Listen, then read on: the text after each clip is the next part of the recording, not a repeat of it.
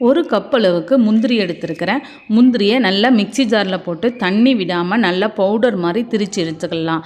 ஒரு கப்பு முந்திரிக்கு ஒரு கப்பு சர்க்கரை எடுத்துருக்கிறேன். 1/4 கப் அளவுக்கு தண்ணி விட்டுருக்கிறேன். சர்க்கரையும் தண்ணியும் நல்லா ஹீட் ஆகி கரைஞ்சி வர்ற வரைக்கும் வெயிட் பண்ணணும். ரொம்ப கம்பி பதெல்லாம் வரக்கூடாது.